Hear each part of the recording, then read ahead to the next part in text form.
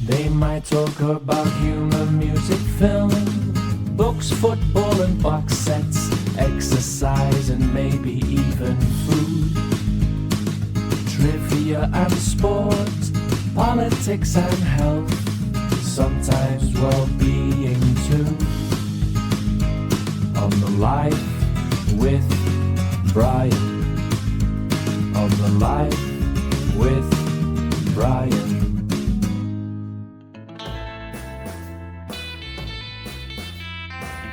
Coming up on Life with Brian. The stage direction, and I quote, said, "Marlon appears. He is a Greek god, an Adonis, the sort of man that makes women melt." This is rich coming from a man who started a 21-man brawl. I was just going to say, I was literally just going to talk about the Arsenal brawl. That was... He said, "You can't play football, but you're going to love this." So he handed me this season ticket, and we got relegated.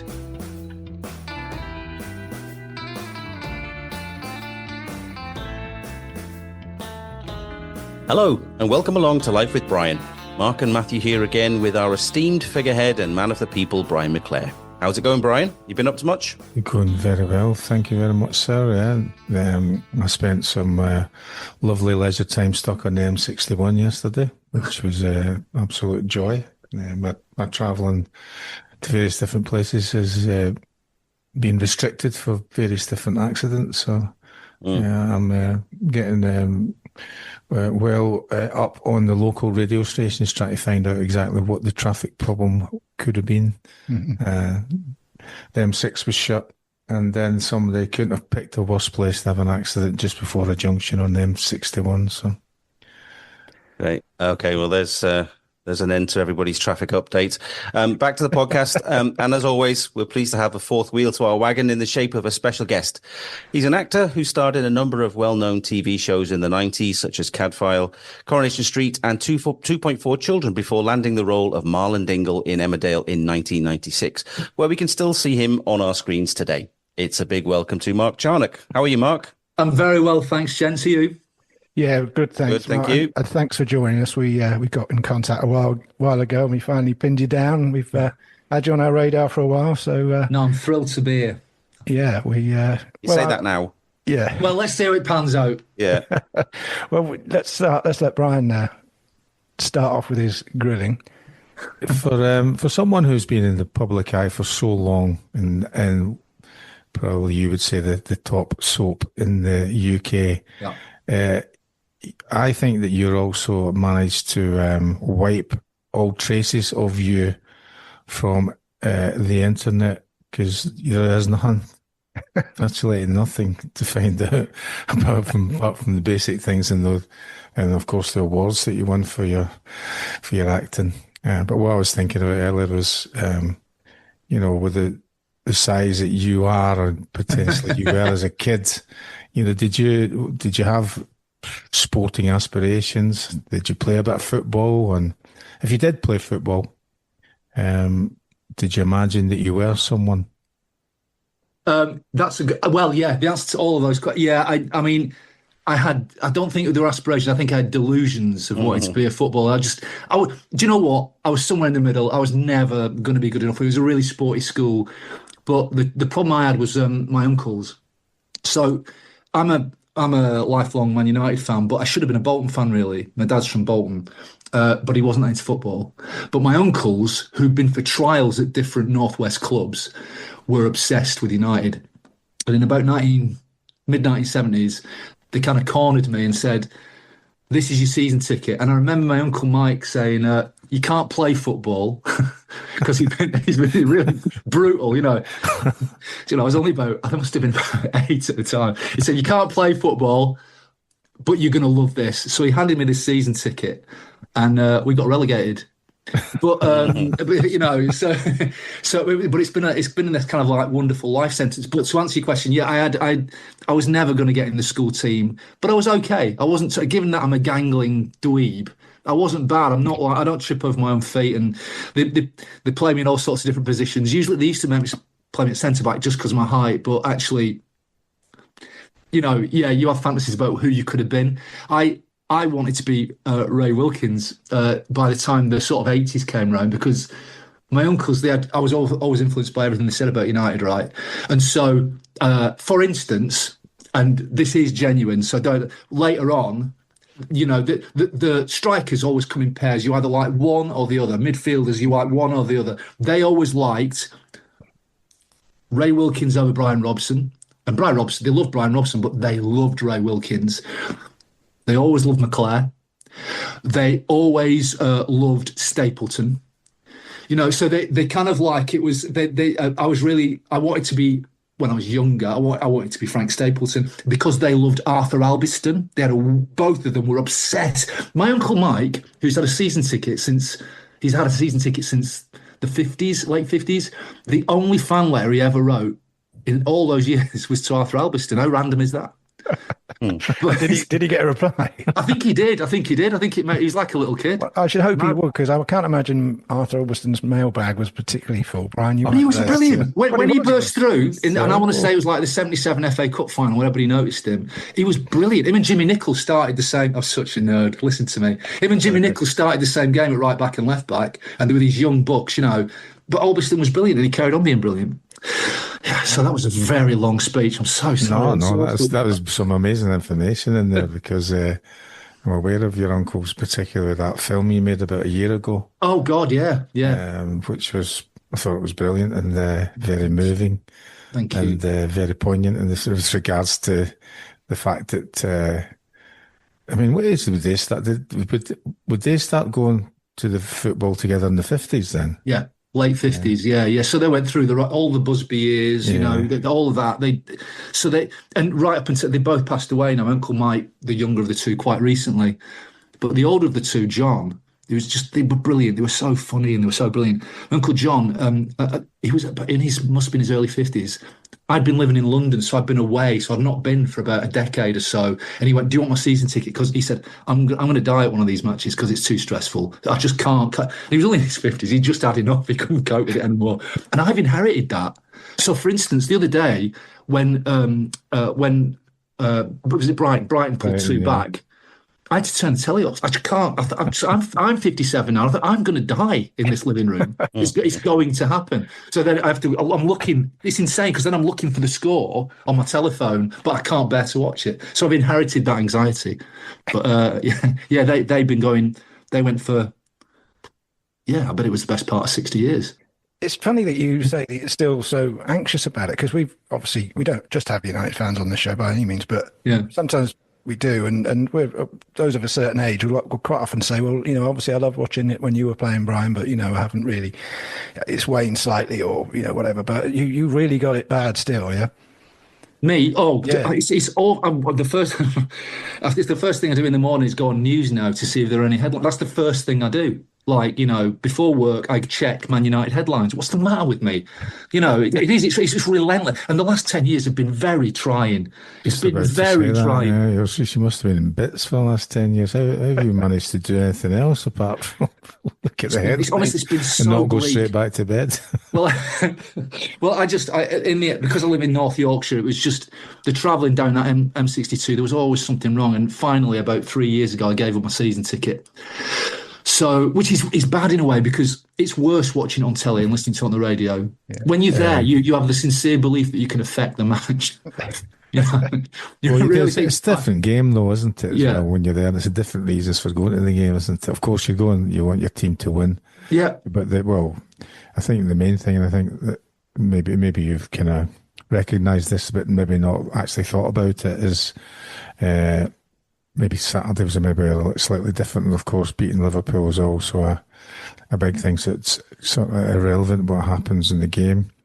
But I think that you're talking about all those different things, like the Tommy Dockett's team and all, and then all the way through and the success and all that, but it's supposed to be entertaining, right? I think that seems to be the thing that a lot of coaches and managers have lost. It's why I stopped going. United, I agree. Yeah, it's why I stopped going. Yeah. The whole idea is that that you're supposed to send the crowd home satisfied in some way. You can't all win all the time, but if you've done the best you can and you've tried to play some entertaining football, whatever it is you're going after the game, then that's a part. But for me, certainly, since Ferguson retired, that there's been scant times when that's been the case. You've been like you are, you're going, oh, God, you're putting the headlines on what's it going to say, Yeah.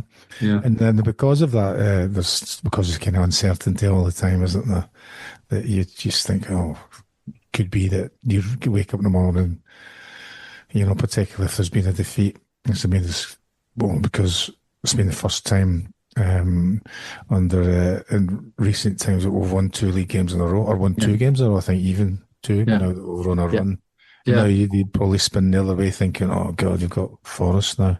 I know. It's just filled with dread all the time, and then it spurs away. It's just awful. You're not making him feel any better, Brian. I feel like... No, I'm just explaining it with him. Football should come with a therapist, really. That's, I know, that exactly. Well, it's supposed to be therapy. That's the point I'm supposed to try to make. Yeah, exactly. And I try to think about it logically, both with regards to United and Celtic, that it doesn't really impinge on my life because I'm not employed at either place anymore. But the performances in the games do have an effect, even though I think I'm an intelligent person, can rationalise it, but they're just sometimes it's just a feeling of, my God, this. But the thing is, when I'm watching the game I was watching it in a pub, in United game in a pub in Glasgow, and I'm watching the way that they play, particularly the way Brighton are playing, and it's frustrating the life out of me, the risks that they're taking at the back, and which I think even that led to one of United's goals. And I'm sitting and I think I'm thinking, is this really entertaining? I mean, Mark's an Everton good job fan, you're in the pub. Matthew goes to watch Tranmere, so that's not for entertainment. Aspects of stuff, so. But I don't know what you think, man. But I don't see enough of Everton if they play the same kind of way. But I'm just looking and thinking it's just as a Premier League product, not a Manchester United game. I'm not thrilled by it at all. It's the reason I'm not. You're absolutely right. I can cope with us losing. Intermittently, we've had disappointing. I won't want us to lose all the time, but I can deal with that. I cannot bear it being boring. I can't. And so under the Dutch coach Van Gaal, and then worse under Mourinho, even though we had a decent season under Mourinho, it was turgid. It was just. And I was thinking, this is not. And obviously, you've got these fond memories of Tommy Docherty's sides and even Ron Atkinson's sides. I've left out Dave Sexton, although I was kind of a fan of him as well, but he was more tactical. But and then going into the Ferguson era, you're used to this kind of, for all the cliches about United, the truest one is this swashbuckling kind of wing play. The exciting like last 10 minute surge. And it had all gone. It had become this.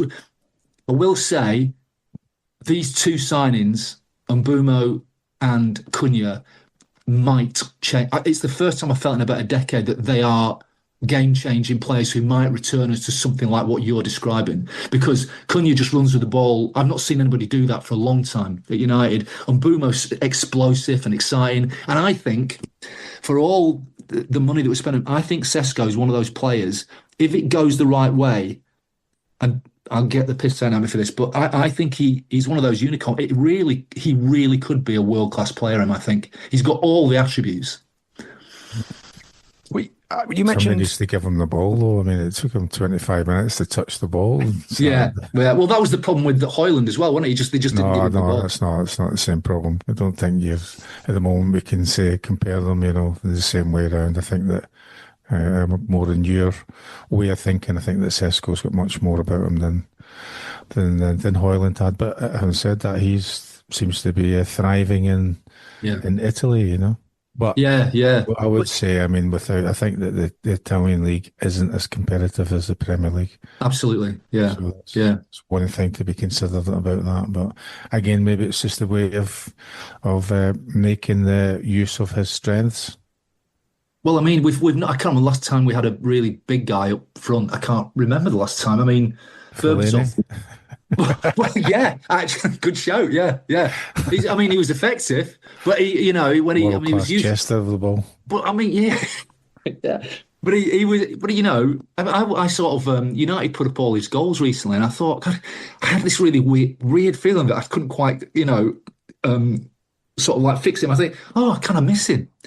I kind of missed him watching the goals he scored because nobody could do what he did in that Mourinho team and the teams before him. Actually, we've not had a person you could just lump it up to in the last minute, and he just happens to be taller than everybody else.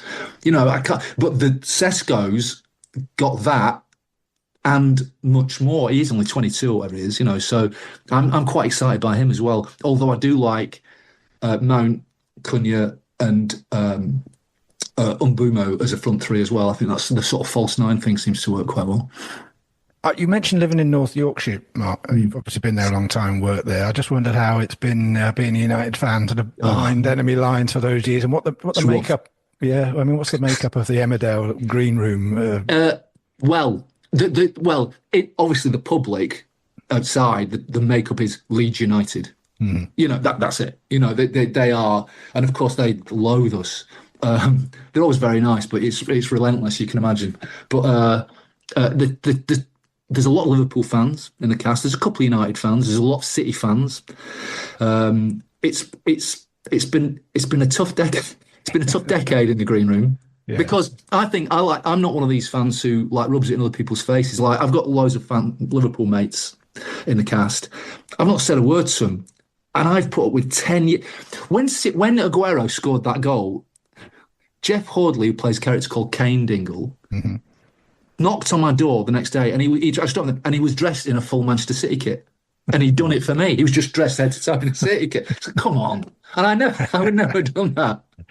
Is that because the fear that it's going to come back and bite you, I guess? Well, yeah, exactly. In these unpredictable Man United times. Yeah. And for United fans of a certain age, you know, we've seen it, that they're lauding it for most of the 90s and some of the early 2000s, and they've been reaping the last few years. So is there an Emmerdale football team? Do you ever go out and have a kick about? There used to be. I have played for them. The last time I played was quite a few years ago now, but it was one of these celebrity matches, and there was a few of us, 3 or 4 Emmerdale cast, and we were playing with Danny Mills was playing, Gareth Southgate was playing, and a couple of others, and it was managed by one of those Leeds legends, Eddie. I think he's a Scotsman actually. Eddie Gray. Thank you, Eddie Gray. And the first half was all right because he gave everybody 15 minutes, you know, all playing around. And actually, I was playing in attacking midfield. Don't know why. And I hit one from the edge of the box and it was tipped over. And at half time, Gareth Southgate went, and isn't it sad that I remember this? He went, great shot from the big man. I thought, yeah, I'm taking that with me. I'm taking that with me forever. I'm waiting for the call. And then he became England manager and I was very disappointed. But half time, Eddie Gray gave us a team talk. He went, I think people are just here to see the professionals. So that's it for you lot. And we just had to sit the rest of the match out. Well, Danny Mills just ran up and down at 100 miles an hour. I thought it'd be the other way around. Sometimes I think people love seeing. Well, that would be my claim as well, but I was a bit scared of Eddie Gray, so I didn't say anything. I would have said that was wrong, Mark. They would have been probably there to see the soap stars. You know? See my limbs waggling about all over the place. Well, you know, it's just to see you in a different environment, just to see you, I suppose. You know, I think that's the kind of thing about people who love what you do, you know, and what you're in. So, like you say, there's nobody's ever wanted to go and watch Danny Mills. Did you used to get any of the opposing players relish the opportunity of coming up against soap stars and thinking they could absolutely smash you all over the pitch? Yes, absolutely. Let's take it. Let's take out the guy who's made out of bamboo. There he is. Let's go and get him. Let's smash both knees. But you know, it was fun. It was fine. I didn't break any legs, and I'd say that. But it was a long time ago now, and about 7 or 8 years ago now. And I was thinking, I'd got to an age where I'm thinking, one of these days they are going to make contacts, and that's me out of work for about 3 months because I'll be in plastic. You know? I think we contractually, we're not really meant to do anything that's inverted commas dangerous, you know. So I think I left at the right time. Because you played a few of those celeb games, Brian, haven't you? And Legends games and what have you? Did they get a bit tasty? Some of this, well, yeah, but it amazes me, surprises me a lot of times how much the actors and various other things want to win, you know. and they get really angry, and they get angry with people they might have just accidentally kicked them, and they're almost fighting, One of the games I was playing, and they were like, I can't remember what it was, somebody from Coronation Street or something like that at the time, and they were nearly fighting with this guy, and I think, what are you doing? And there's people watching, not a huge amount of people, there may be 1,000 people there or something like that. I'm going, how are you doing, man? This is coming from Rich, coming from a man who started a 21-man brawl. I was just going to say, I was literally just going to talk about the Arsenal brawl. I think I was supposed to be a professional then, was I not? That's a slightly different thing, So. Well, that was part of the job, was it? Yeah, but that was something like called getting completely lost in the mist of redness. That's what that was. We have actually, that was built up. That was like that kind of thing, isn't it? When you have a fight with somebody, an argument with somebody, your missus or whatever, it's usually over a dirty cup, but it's not the dirty cup. It's like 20 or 30 things that's happened over the previous days or weeks, It's just that dirty cup's the thing. And I think Winterburn's thing with the challenge he had on Dennis was the case, But I mean, we're only laughing about that, Mark. We've said it the number of times is that it's always been reported as 21-man brawl. Because David Seaman couldn't be asked coming out his goal because he thought by the time he'd get down there, it'd have been dispersed, which it really roughly was anyway, And then it was only recently, to my surprise and wonderment, that Clayton Blackmore said he didn't get involved, So it's now a 20-man brawl, So I like to think I've improved it a wee bit, That only. Occasionally, I YouTube that for fun. Oh, it's good. It's good. Yeah, the whole thing's pretty good because the other things about it, whether it's all been captured or not, when you're there, actually, it was a bit like parts of it are a bit like watching a Benny Hill sketch or a Carry On film. And when I'm watching it at the time, because there's so many things happening, right? So when Nigel is a bad tackle, right, and I've completely lost it in the red zone, and I kicked him twice when he was lying on the ground, and then quite rightly,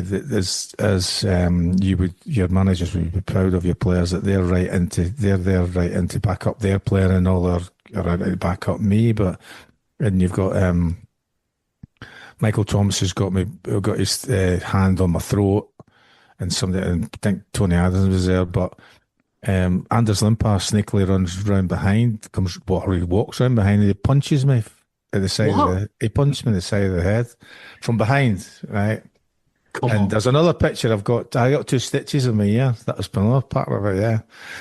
But Paul Ince sees him doing this, right? And chases them, and this is where it's like the Keystone Cops or in the playground. They're running right round the pitch.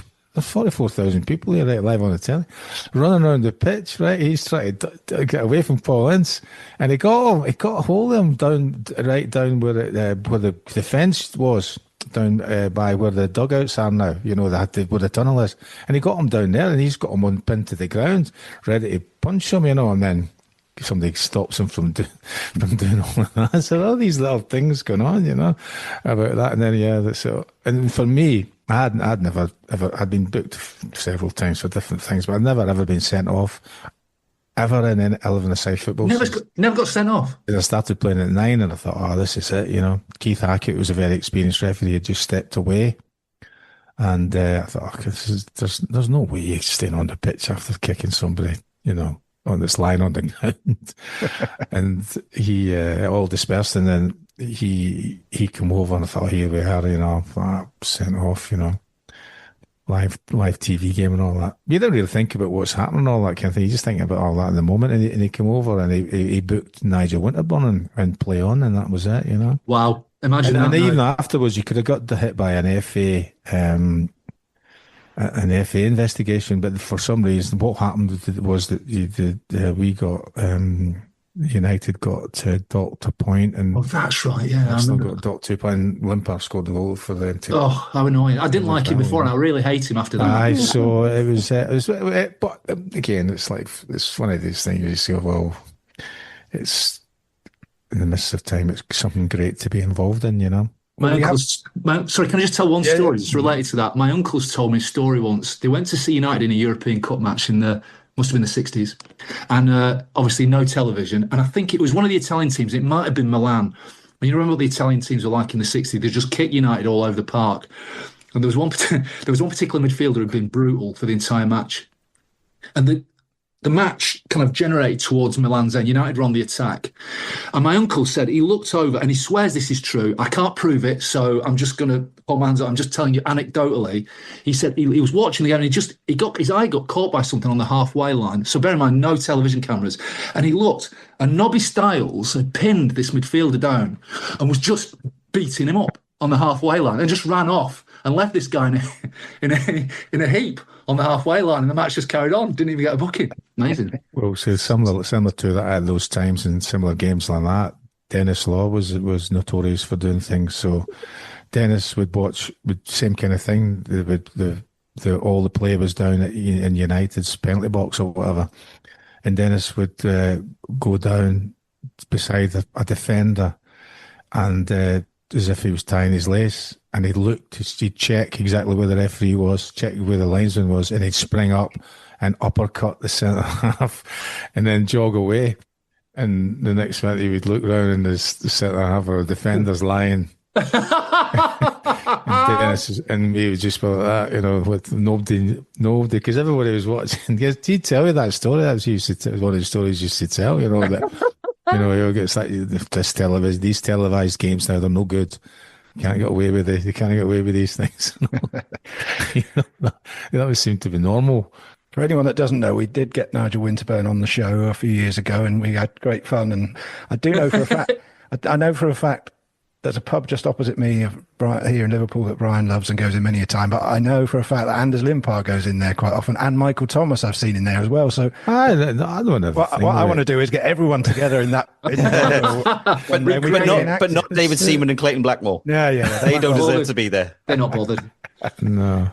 Yeah. Well, that makes one of it was okay. I'm not so sure. It'd be interesting to see what kind of stories, if there are any players post that time, will be telling or be able to tell. In fairness, sure there are. Yeah, in fairness, we had Nigel on and we had a good laugh about it, and I think it's all forgotten about. I think the fans are still more passionate. We've not forgotten. I've not forgotten. No. Well, that's the thing. We had a lot of fans contacting us saying, "Oh, Brian should have done this and Brian should have done," and we were like, "Look, they're cool, they're fine. It's not, players get over these things, fans don't, But it's him and Martin Keown. They're that you just don't forget. Yeah.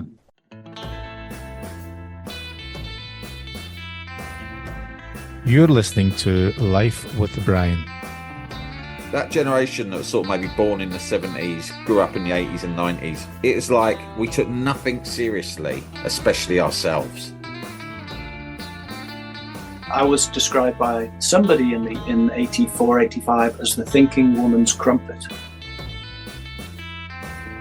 You go along the M56, you turn left, it means you only got to have about 4 or 5 points, but if you turn right, with Robson, McGrath, Whiteside, then basically you're losing 2 or 3 days of your life. Subscribe wherever you get your podcasts.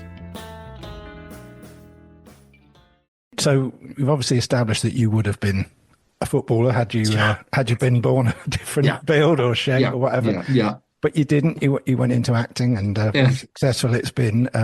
What was it that turned you into dramatics? I think showing off. I think when I was younger, I wanted to be a director, but I realised very quickly once I directed something that I was far too lazy. It's too much hard work. But then I think I secretly always wanted to try acting, and I'm from Bolton. I went to Bolton Little Theatre, and there was an amazing drama group there, and we did a little tour to Austria, and I thought, oh no, I like this too much. I can't not try it. And I ended up going to university, and I went to Hull and did drama, which was quite an academic degree. But what was great about it was you could put on plays, whatever plays you wanted, any time. It was this really vibrant atmosphere, and so my confidence started to grow because of the way I look and my height and my gangly appearance. I thought, I just felt I can't possibly do this. I'm too self-conscious.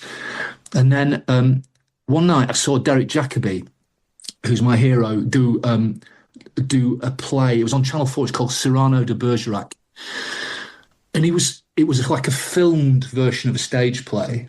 And I remember coming back, I was quite drunk coming back from Bolton Town Centre one night, and I watched it on Channel 4. And it's one of those moments where it was like a sort of road to Damascus moment. I was so affected by it that I thought, I've no choice, I have to just keep trying this. And then I got into drama school. Luckily, I got into drama school in London. Somehow found that it was the days of grants. So I'd had my 3 years grants at university. You know, I think those days should come back personally. But anyway, that's another conversation. But and then Wigan Education Authority gave me one of the 2 years money, and then my mum and dad took from a working class family, but mum and dad took out an extension on their mortgage and stuff to get me through. They were amazing. So anyway, I got there, I got the job, and then I got bits and pieces of work, mainly theatre in Oldham and played Manchester Royal Exchange.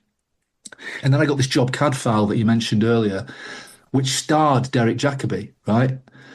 And he'd been knighted by then, I was really, it's like, oh, it's got him, you know. And he is the nicest man you could ever wish to meet. And we nearly all my scenes with him. So it's like, it was a dream. It was an absolute dream. But I never told him. that I'd become an actor because of him. But the director did tell him, because I'd mentioned it to the director, and I was mortified. So we were out for dinner one night, just me and him, and I went, look, I know you've been told this, and I'm embarrassed by it. It is true, but I just didn't want to ignore it and it become like this elephant in the room. And yeah, anyway, I wouldn't have told you, but it's true. So thanks. And he went, oh, he said, it's only one other actor's ever said that to me, and it means a lot. And I went, who was the other actor? And he went, Kenneth Branagh. I thought, oh yeah. Okay, fine.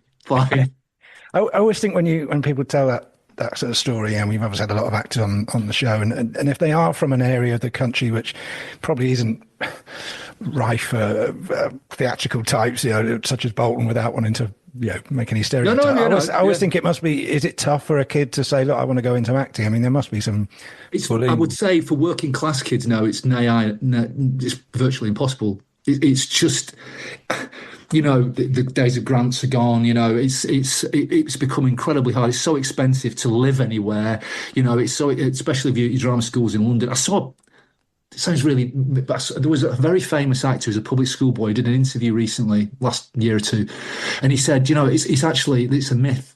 He said it's much harder for people like me to go into the business, and the rage I felt at the injustice of that comment, I cannot tell you what it did to me. I'd love to meet him. Actually, no, I don't want to meet him. I've just changed my mind immediately. I don't want to meet him. That'd be a disaster. It may be akin to my moment with Nigel Winterburn, you know, it's some sort of thing, you know. I'll go in on it. Get an awards event, you know, a bit like that one with in America, wasn't it? You know, with Will Smith, wasn't it? Yeah. Oh yeah, the punch in the Oscars. Yeah. Just chilling. Yeah. Honestly, what a stupid thing to say. Just not accept the award. You just slap him. But I think it's become. I was really lucky. My timing was really lucky, and I think kids know it's really hard if you're not rich. Frankly, you know, it's become worse and worse.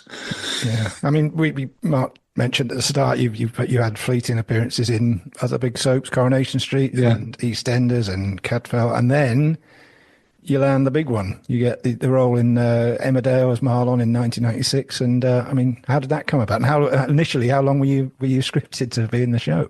3 months. Yeah. 29 years ago. But so what happened was I'd been in a play, Alan Ayckbourn, he was directing a play in Scarborough at his theatre, and I rang up Yorkshire Television, as it was then, and said, can I speak to the casting director, Sue Jackson? And they went, she's not taking a call. I went, well, I'm a friend of hers. And they went, oh, right. She went, you're a cheeky sod, aren't you? And I went, oh, sorry, Sue, I know. I said, will you come and see me in this play? And she came, and unbeknownst to me, she brought the then producer, Mervyn Watson. And about 3 weeks later, I got an audition. This is a true story. And I arrived in London at this audition quite nervous, because I used to watch Emmerdale as it was Emmerdale Farm with my nan and gramp back in the 1970s when it was just on in the afternoon. So it's like, oh, it's Emmerdale. I can't, you know, I was a bit, that was my soap, really. Anyway, I went into the room and they handed me a script. They said, come back, read this and come back in 10 minutes. The stage direction, and I quote, said, Marlon appears. He is a Greek god. And we're laughing at. An Adonis. An Adonis. And it said, the sort of man that makes women melt. And I thought, oh. So I went to, there was a loo around the corner. I went in this mirror in this loo thinking, do a sexy face, do a, I was trying to smoulder into this mirror. It didn't work. So I went in and I said to the director, I said, oh, sorry, before we start, just this thing about him being a Greek god. And I just wouldn't. And he went, oh, no, don't worry. He's now a nerd who thinks he's a Greek god. And I thought, oh, yeah, thanks. That makes more sense, actually. And then about 3 weeks later, on my birthday, I got the job. Best birthday present ever, That must have been a bit like the signing for United of acting jobs, because I mean that is your, that was your, and I always wanted to do a soap. I'd never had any. Some people disparage soaps a little bit. There's a sort of snobbery, especially within the industry, that is outrageous, actually, because half the money for these big productions comes from generated by soaps, and they should be a bit more respectful, in my opinion. And we're in a really unique position, really, because we can do kinds of drama that other dramas can't do because we're on every day. We can tell a story over a year, and the audience are experiencing it at exactly the same time as the characters. It's in their present tense, it's happening in real time almost. No other drama has that. And so it means you can do like a social issue. Like my character had a stroke, for example, a couple of years ago, and we could tell that story over a year, the stroke, the long recovery time. You can really do the sort of little incremental changes. So I always wanted to do something like that over a long period of time. And I've loved every minute of it. It's been great. You played a policeman, didn't you, in the other two soaps? Was it? Yeah, well, I played a policeman. No, I played a policeman in EastEnders and Corrie, and in Corrie I also played the real variety, a pizza delivery boy. Oh, that was it. Yeah. I did see. So it's not like you could have. I mean, sliding doors moments. None of those characters could have gone on. No, it's not like that milkman. Pizza delivery boy. It wasn't my best moment. No. One marinara, one pepperoni, one quattro stagioni was never going to get me a 12-month contract on Coronation Street. But that's part of the thing, though, isn't it? You ask anybody who's a fan of football if they would have loved to have played for their team for 15 minutes and been shit. Nearly everybody would have given up nearly everything in their life for football or their children, and they're more likely to be able to say that I was on the programme, because. Yeah. I was funny enough. I was doing you don't really, again, things you don't really know what's going to happen, do you? I've got a little thing to do in Scotland, so I was looking up some players that might have played for the same town where I'm going doing this Q&A thing, and I came across a player that a young Not Scottish Arthur Albiston, is it? No, a young Scottish guy called Colin McKee, and he came on as sub for Roy Keane and played for 16 minutes in 94. Really? The last game in 94. And he's in the picture where we've got the Premier League trophy. He's in the picture, right? And of course he thinks, like anybody else, we accept somebody if they're there and you've probably trained with them a few times, that they look like a decent player and he's come on and did okay. But Fergie sold him, and that a couple of months later, and that's it. But he's there in the picture, because when I looked him up, he's in this photograph, and at first I thought, cheeky bastard, what's he doing in that picture? You can tell him that if you see him in that village. I haven't seen him since then. But then I think, well, no, actually, that's unfair because he was there in merit, and on that particular day, he's there on merit. Yeah. You were in EastEnders as well. I did a policeman in EastEnders as well. It's a height thing. But that's what I'm saying. You've done that. Whatever, doesn't matter what it is. Nobody's going to go back and go. I'm sure that were your grandparents still alive when you got the? My grandpa's. Yeah, he was the Bolton fan in the family. Actually, it was his sons were Man United. In fact, they really let him down because he was a huge Bolton fan. But so what was he like when you told him that you were, or did you not tell him? Did you just go? Did you just go around one day and go, "Oh, you're watching Emmerdale? Put it on." Yeah, I think I rang him within 5 minutes. So he was ace, and he was because he was like he'd been a miner, and Emmerdale was his soap as well. He was my biggest fan, really. He was tremendous. He used to, in the afternoon when I was a kid, we used to watch Emmerdale Like it was on at about 2 o'clock in the afternoon, was at Emmerdale Farm. And then I used to have to sit with him and watch the entire trade union conference. Television like that, an 8-year-old like that going on. Was he a big influence on your social thinking? Yeah. I think he's the reason I know a Guardian reading kind of like woke. What's that? Because I like when you do the little thing you talk again when you can't find out anybody because you're a ghost, but the thing you're viewing contracts, which is kind of similar to what mine was like when I was involved in those situations. You don't ever take it for granted that you're going to be there forever. You can't. And that you're. I mean, mine was, even when I was under contract and the season came to an end, there was always a period you thought, well, I don't know whether I'm going to be here or not. You know. Yeah. There was a lot that used to be in the early days when I was playing. They used to get a letter saying you were being retained. You know that you wouldn't get like a conversation with the manager or the board. Yeah, I mean, when I was in the very early days, you got a letter through the post saying you're going to be retained, and that would be it. You know that. And I think it was a lot worse than that in the 2 years before I started playing. But I always felt exactly the same thing. I really liked that when I read that about your. With regards to the contracts, and that kind of provoked me to wonder about: is everybody in a different length of contracts? Are they all up at the same time? Or it varies. It does vary. It depends when you start. Because so it does vary. Sometimes it can be a year. I started on a 3-month contract. Then you got a few. Sometimes it's a 6-month contract. It just depends on where the story's going, really. So I'm sure. When they have story conferences, every single character's lived and died in those conferences. At some time or other, they've changed their minds or whatever, you know. And that's why it's so precarious. And it's kind of like if you start taking it for granted in that way, if you start thinking, well, I think in 5 years' time that you're dead, because I think that would start affecting your performance as well. I still, after all this time, yesterday I'm driving home, reliving a scene I've done, thinking, I don't think I did that right. I don't think, just beating myself up. And I think worry and anxiety is quite a good thing for an actor, because I think it keeps you on your game. I'm a big worrier. I worry about everything really, but it still bothers me. And I think if it doesn't, then you're lost really. Do you watch it then? Yeah.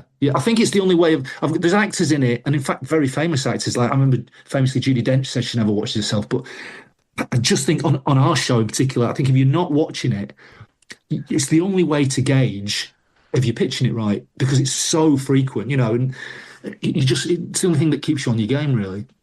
Mm. Yeah, I was going to ask you, you're kind of in that Bill Roach territory, really, aren't you? And take that as a that as a compliment. I do take it as a compliment. I don't think I'm anywhere close to Bill. No, I saw him the other day, actually, for the first time in a long time. He's amazing. He's like bright-eyed 90-odd-year-old. He's a remarkable man. But I bet you, I've never asked him this question, but I bet you a pound to a penny, he hasn't taken a day of that job for granted. Not once in all those 60-odd years that he's been in it. Yeah. And that's why he's still in it. Yeah, I mean, you just kind of answered the question I was going to say. I read somewhere that you said that you had this sort of anxiety that it all could end tomorrow, and I guess that's similar to a footballer's career, Brian, as well, isn't it? You're probably not going to break your leg. That's what I'm saying. That you're only as good as your last game, isn't it? So it's very similar to what Mark's saying about the performance of reviewing it on the way back, and sometimes the summer can be quite a long, apprehensive time. Just exactly the same thing, because you're in an amazing acting position in an amazing soap. I think I played for a wonderful football team with a wonderful manager, so I wanted it to prove. I knew it wasn't going to last forever, slightly different from yours, because your body is going to give up before a lot. Well, I was going to say athletically, I'm not sure I was athletic, but I had always it in my head anyway when it was going to finish. So I had a point of time where I thought, the closer I get there, the likelihood is I'll have to go and do something else somewhere at another club, perhaps, which eventually did happen. But but you use that know-how that you had on the pitch, and you use that very effectively. It's not like you went. Yeah, well, it's the same as anything, isn't it? I mean, you're watching. When you're watching games of football, you're thinking, "Oh, why? What did you do that for?" Particularly when it's a young player, but maybe it's the same thing with young actors. They're if they do, like I was watching a game the other day, and a player made a mistake, and then he went against what he should have done the next time there was a situation, and which ended up in another goal. Right? He was just going, why do you not stick your leg out there? And they're thinking, well, maybe in his head he's thinking, I could deflect this into the goals, and that the goalie's behind me.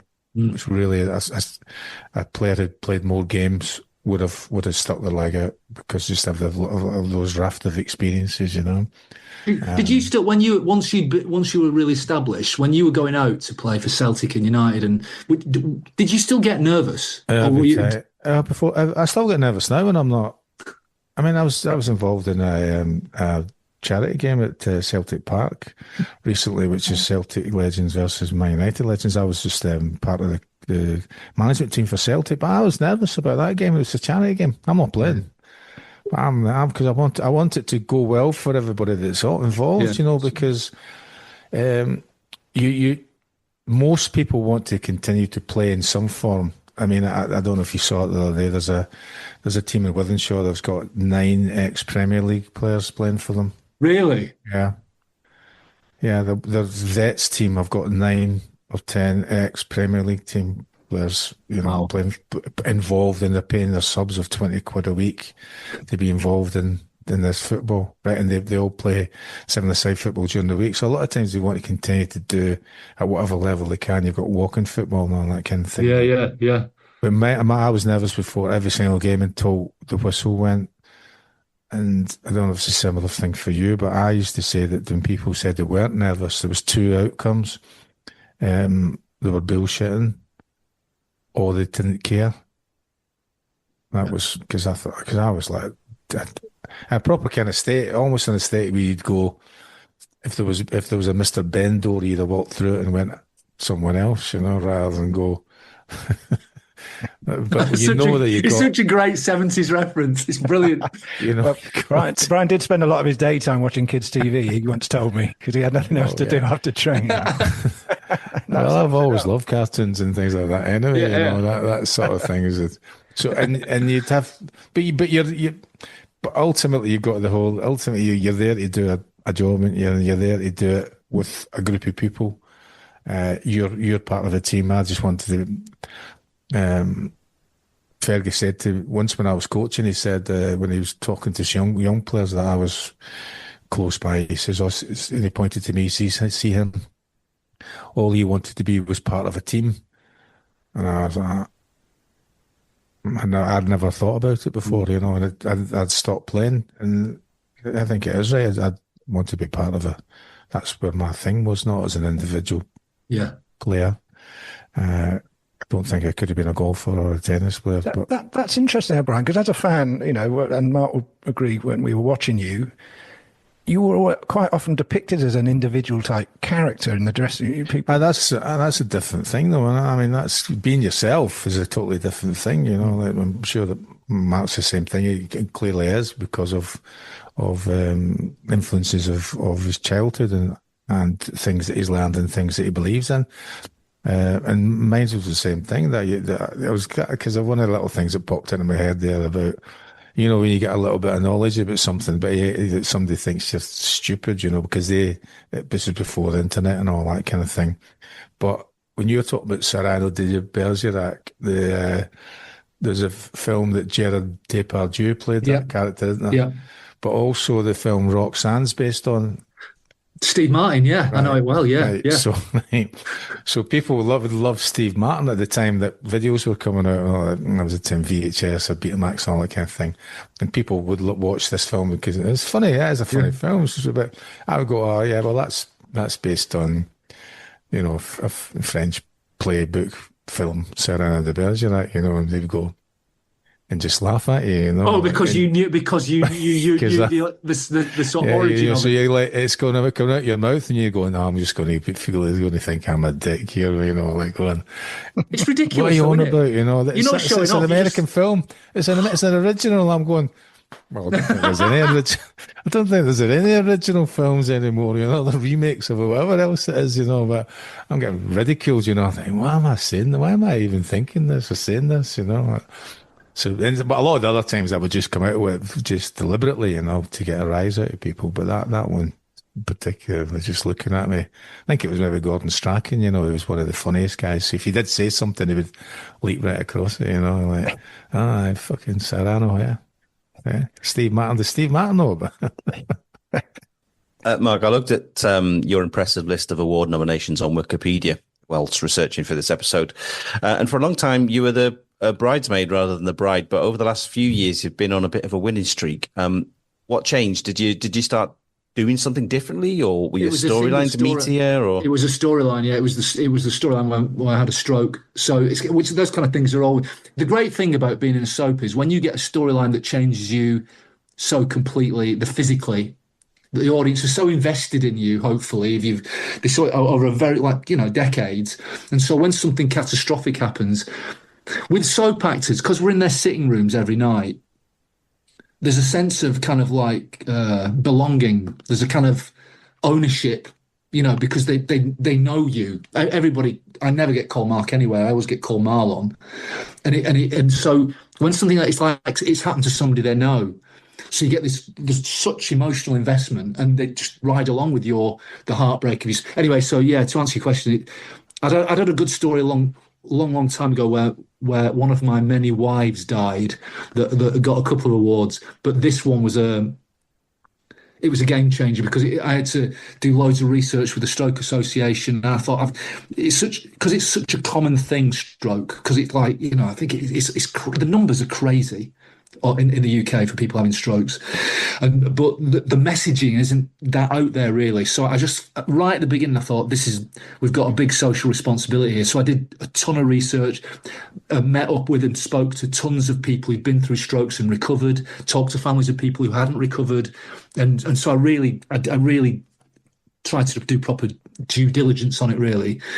And the result of that meant I think the performance people who'd seen strokes or had them themselves really, you know, touch wood, they felt they could relate to what I was doing. So I think that's what led to me having a lucky winning run, yeah. And has that been your favourite Marlon Dingle storyline in the 30 years or so you've been in Dales? Yeah, those kind of stories don't come along very often. It's kind of, any actor, it's a kind of gift, really. Those are the kind of things you wait for, really. And yeah, so it was I was quite, again, I was very nervous about getting it wrong, but it seemed to not go wrong. So yeah, that's been I've had loads. I've been so lucky. I've got a lot of comedy stuff to do, but that's if I had to pick one, that would probably be it. Yeah. I was just thinking we were talking about other alternative careers there and what happens after moving on and what have you. The 30 years you've been playing Marlon, you probably had time to train as a top chef. I mean, what's your... You'd think, wouldn't you? What's your cooking like? I mean, you are in a steam company. We have had Michelle Roux Jr. on this show, and really, yeah, I think it's cool. So, yeah, you know, you're kind of our second chef. Jeez, what's your cooking like? Because we know Brian loves his cooking. What a shame you brought this up at the last minute. That's a reason for that. No, I'm all right. I can follow a recipe. I bake. I think I can bake pretty well. The thing that always gets me off the hook with this character is I meet lots of chefs who go, "Why is your costume not covered in food?" You know, because it's continuity. You just can't do that. It'd be a minefield for the costume department. But then they say you weren't chopping this correctly. You weren't doing it with the. And it's kind of. But the thing is, my character, and it's been a saving grace, is he's an untrained chef. He just had an instinct for it. He accidentally got a job in what was then Pollard's wine bar back in the 90s. And then he just found his calling, but he never trained. So every time any chef says, "Well, you're not doing this right," I go, "Yeah, no, character's not trained. It's just he's taught himself." Anyway, can I have a soup? You know, kind of thing. Yeah. No, that's good. I don't know whether they did that on purpose for that reason, but it certainly dug you out of a few holes. Yeah. Lastly, I want to know. I've wanted to ask you this, so I have left this to the end. But tell us about this zombie obsession that you have. Oh yeah, okay. Yeah, that's a context that does sound a bit weird, doesn't it? I'm a massive film fan, in particular horror. Since I was a little kid, really, I used to sort of like try and find all the X certificate, like Evil Dead type films and stuff like that. And when I joined Emmerdale, but 6 months later, a guy joined at the same time. He was still in it. He plays a character called Paddy, and he's called Dominic Brunt, this actor, and we just bonded over horror. And so we'd been in the show a few years, and we just decided to just put on a zombie film festival in Leeds, and we'd show 6 films over 12 hours, and then there'd be an after party in the pub. And we did that for about best part of a decade, and we'd just fill it. You know, every year people would come all dressed. We didn't even ask them to dress in costumes. People would just come up dressed as zombies. The best one ever was we had a zombie trinity. So, I don't know, somebody came as zombie Jesus, there was zombie Mary, and there was a zombie Holy Ghost as well. It was just bizarre. It was kind of like these creatures walking through the room. We didn't ask them to come in costume. This is amazing. So we kept going. But yeah, I've always been like horror stories. I read a lot of books, and not so much horror these days. But back in the day, it was all Stephen King and James Herbert and those kind of guys. Yeah. Yeah. No, that makes sense. Not a genre you're familiar with, Brian? Yeah, the whole James Herbert's books. Really? Yeah. God, The Rats was the one. Do you remember The Rats? The very last one. The last bit of the last one. Yeah. Yeah. And I've started rereading Stephen King one. It's The Stand, is it? Oh, yeah. I think I'm midway through that again. Reading it on I don't have a physical one. I'm reading it on my tablet. iPad. Oh, it's on everything. It's on my phone. It's on my tablet. Yeah, so I can dip into that's a real page turn of The Stand. I remember that. Yeah. So started reading that again. Yeah. So, but then some of his films were very good, weren't they? Well, it's adapted from his books or stories. Yeah. So very good. Yeah. Well, we've got Halloween's coming up, so I'm sort of like we're going to see Scream tonight at the cinema. I went to see Psycho the other night. That stands up at the cinema on the big screen. That stands up really well.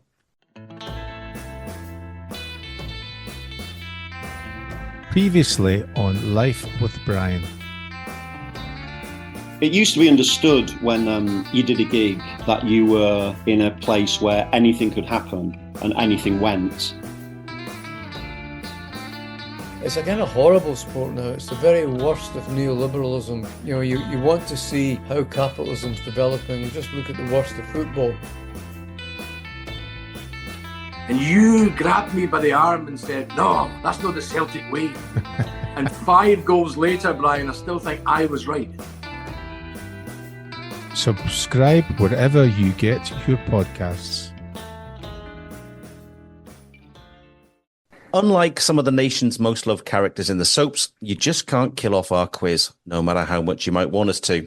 So we've conjured up another one which we've called Woolpack or Fullback, and here's why. Your task is to pick out the characters from Emmerdale or Emmerdale Farm, the kind of folk who might have supped a pint or two in the Woolpack with Seth Armstrong and Mr. Wilkes, from the tough tackling defenders who have plied their trade at football grounds the length and breadth of the country down the decades.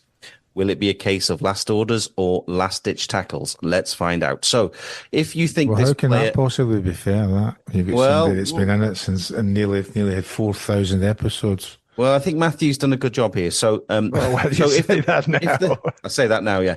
So, if they're from Emmerdale, say Woolpack, and if you think they're a footballer, say Fullback. Are you asking us one at a time, or is it together? No. It's in the penalty shootout format. So, God, right, okay, got it. You get to go first, Mark. Oh, great. And your first one is Tim Richards.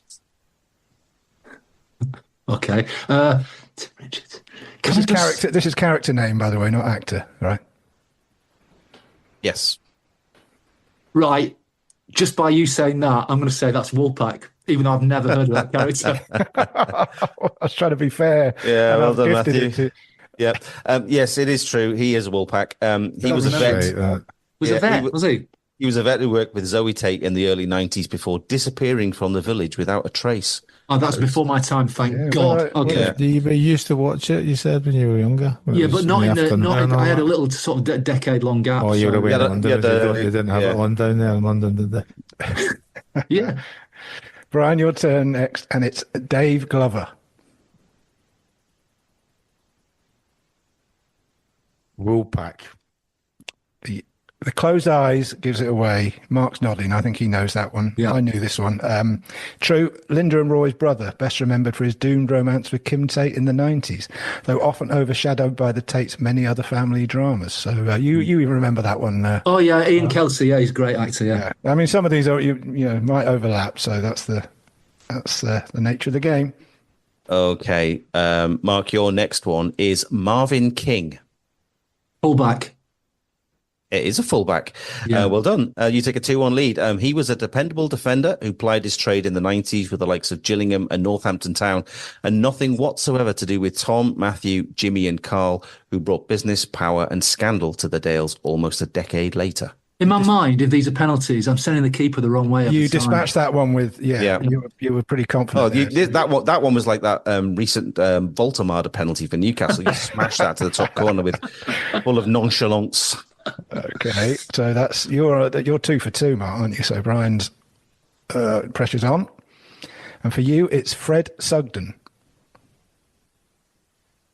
Woolpack. Pressure's got to him.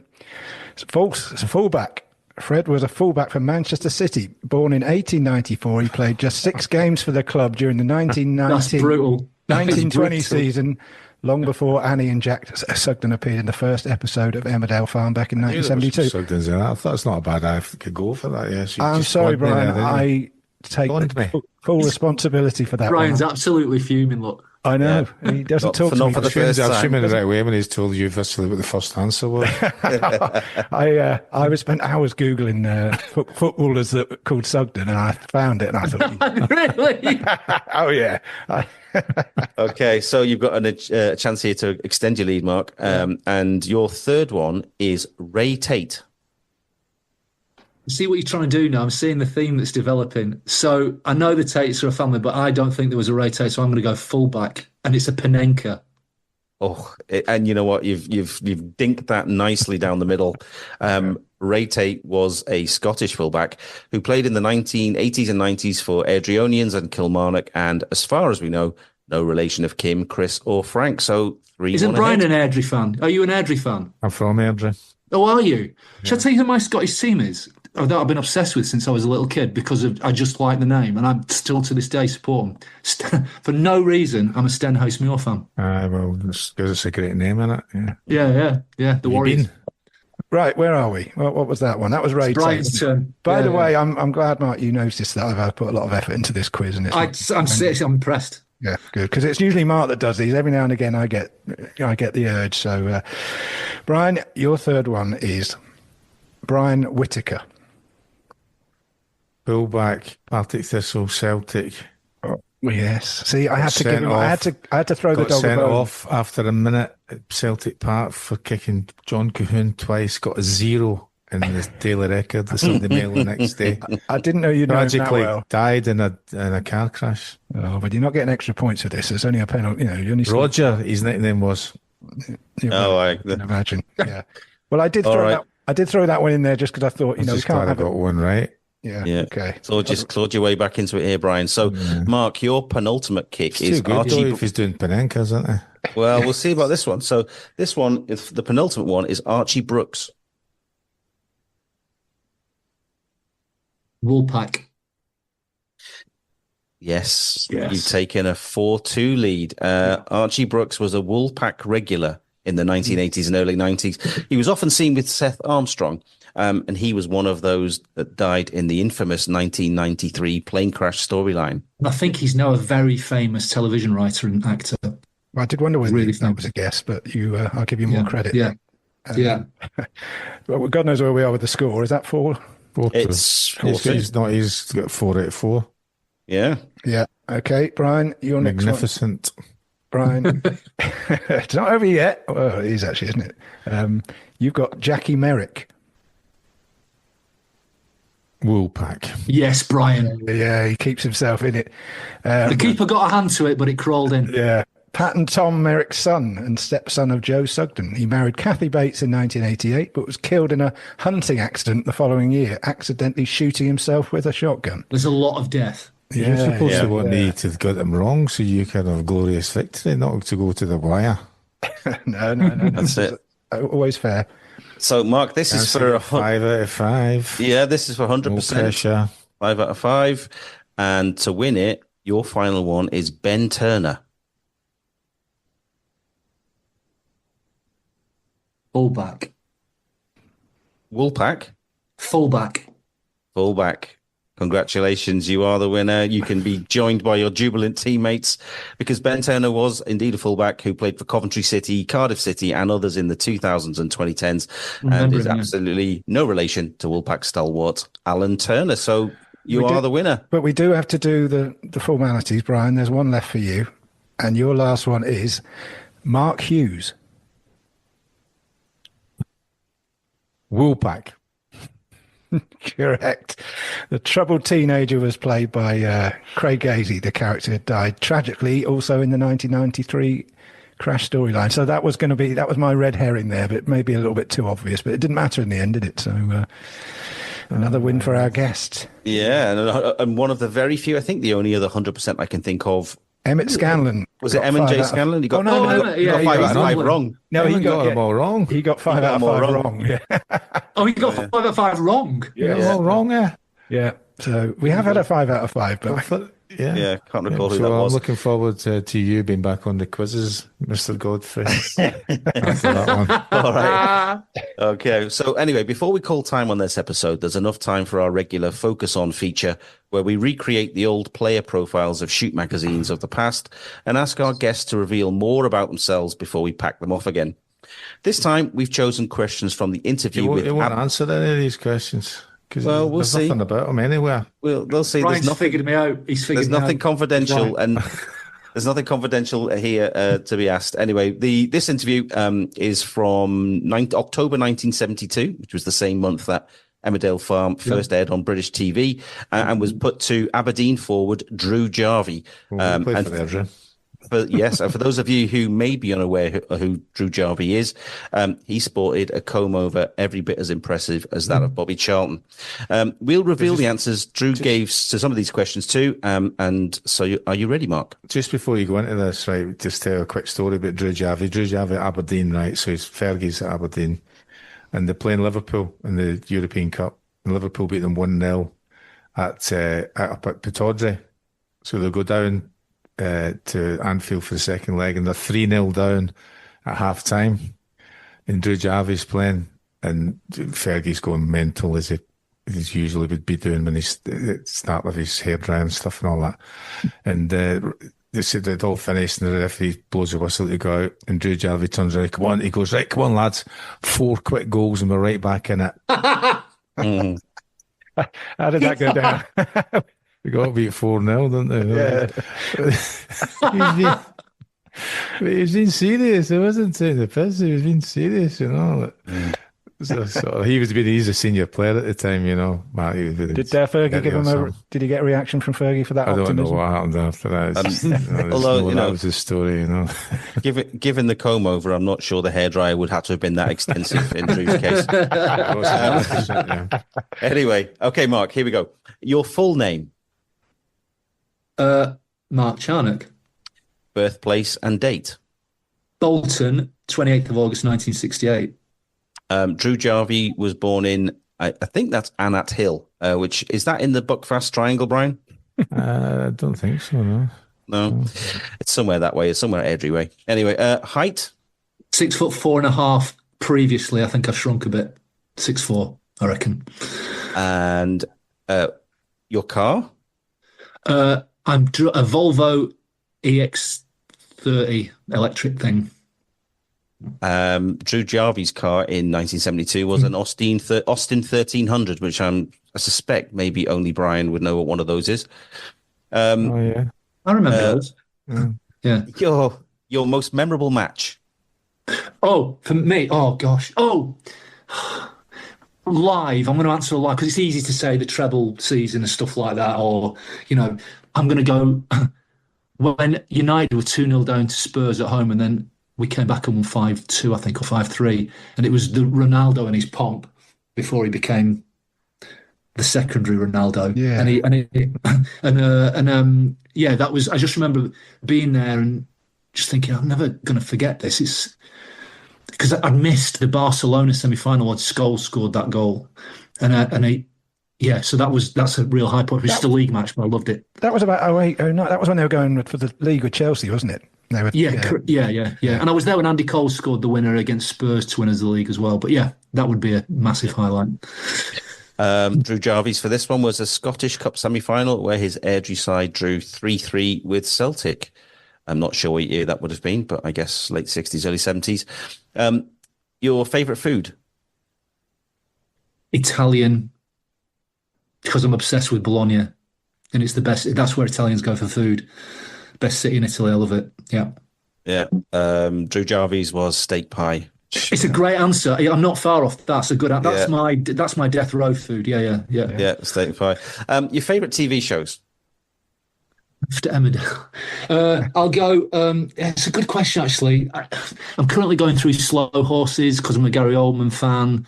That's very good. I mean, I watch a lot of telly. The first series of True Detective, I think, is the best television series ever made. Drew Jarvie said Mike Yarwood and sports programs. I suppose that really does pin this down to a certain area, doesn't it? Yeah. Mike Yarwood, not Mr. Ben, though. Yeah. Your favourite actor and actress? Derek Jacobi obviously is massively up there. I was always a Jeff Goldblum fan. I know that's really random. James Stewart. Favourite actress? Do you know, I was Meryl Streep's an obvious answer, but I think the person who's currently really nailing everything she does is Nicole Kidman's amazing. You know, the breadth of her work is absolutely amazing. I think there's too many to mention. I'm such an obsessive about this kind of thing. I'm a Tom Cruise fan as well. I think he's great as well, actually. Yeah. Drew gave us Robert Redford and Glenda Jackson again. Brilliant. Very much from the early 70s there. If you weren't an actor, what would you be? A writer. Yeah. And which person in the world would you most like to meet? After McClare. That's a great question. I'm gonna go. Do you know what? I know it's such a United cliche. I would quite like to meet Cantona, actually. I think he'd just be interesting for an hour just to see what I think he might be.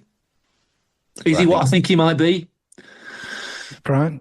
Well, I don't know. I'm good, but I'm telepathic. I am not. So, what do you think he might be? Well, I don't think he'd be disappointed. He strikes me as a very interesting. I think we'd look at the world in quite a similar way. I think you're right with that. There's just two parts to it. There's Eric, there's Eric, right? The guy in the dressing room, and the guy, and there's Cantona, which is his character. Yes, I get that. Yeah, his facade, his bit as a character. Yeah, there you go. He's been playing that just about as long as he's been playing Marlon Dingle as well, right? Yeah. I was going to say in his own stuff, but no, I think you would get on really well, and you'd like him and enjoy his company. He's very down to earth, very pleasant, very deep thinking, and quite amusing. Really, although he's quiet, but good guy. Yeah, strikes me as very smart as well. Yeah. Okay. Well, that's a lot for this episode. But before we go, we have to thank Mark Charnock, of course, for joining us. Cheers, Mark. It's been an absolute pleasure. What a treat. Here's to another 30 years in Emmerdale, eh? Oh, what a treat. I've enjoyed every minute of it. It's been lovely meeting you all. Thank you. Thanks for joining us. Thank you. Thanks, Brian and Matthew. Thank you, sir. I'm not thanking Matthew for that quiz. No. Don't worry. He won't let it go now. I'm pleased with that. It's not the only one. I'm glad we're going out on Saturday, me and you, Mark. All right. I promise not to give you the answers for the next one. And anyway, lastly, but no means leastly, thanks to you guys for tuning in. Leave us a like or a nice review, please, and subscribe to the show wherever you get your podcasts. Follow us on X and Blue Sky at Brian McClare Pod and Instagram at Life with Brian Pod. And don't forget to come back next time. Till then, take care of yourselves. Bye. Life with Brian. Life with Brian. Talking films or music. Life with Brian, talking TV and food. Life with Brian, talking trivia and exercise. Life with Brian is different every episode. Life with Brian, talking politics and football. Life with Brian is different